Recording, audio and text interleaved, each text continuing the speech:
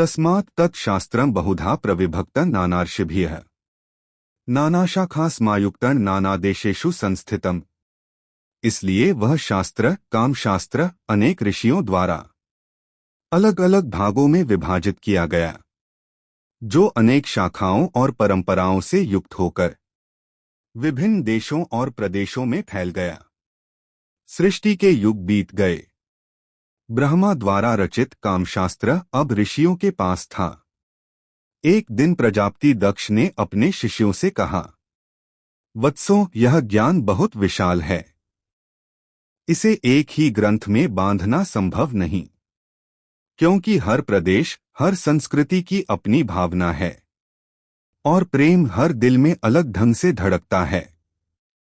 तभी कश्यप ऋषि बोले, तो क्या हम सब इस शास्त्र को अपने अपने ज्ञान के अनुसार बांट दें?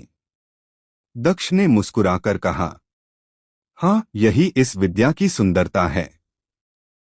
जो ज्ञान एक जगह से शुरू होता है वह अनेक रूपों में जीवित रहता है।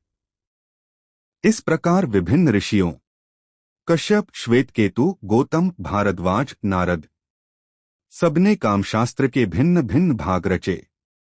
कहीं यह संस्कार और विवाह के नियमों के रूप में आया, कहीं स्त्री पुरुष संबंधों और सामाजिक आचारों में, कहीं यह कला, संगीत, नृत्य और सौंदर्य के रूप में व्यक्त हुआ।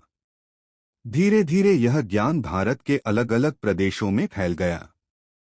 हर जगह उसकी एक नई शाखा, नई परंपरा, पर आत्मा वही रही, प्रेम, संतुलन और ज्ञान की आत्मा। यह श्लोक हमें सिखाता है कि सच्चा ज्ञान एक जगह सीमित नहीं रहता। कामशास्त्र का अर्थ सिर्फ शरीर नहीं, बल्कि जीवन की कला, संबंधों की मर्यादा और प्रेम की समझ है। इसलिए यह समय, समाज और संस्कृति के अनुसार रूप बदलता रहा, पर उसका मूल भाव, संयम और प्रेम का विज्ञान वही रहा।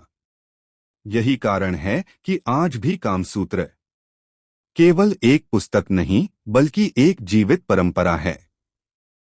कामशास्त्र अनेक रूपों में फैला, पर उसका उद्देश्य एक ही रहा, प्रेम को पवित्र बनाना और जीवन को संतुलित करना।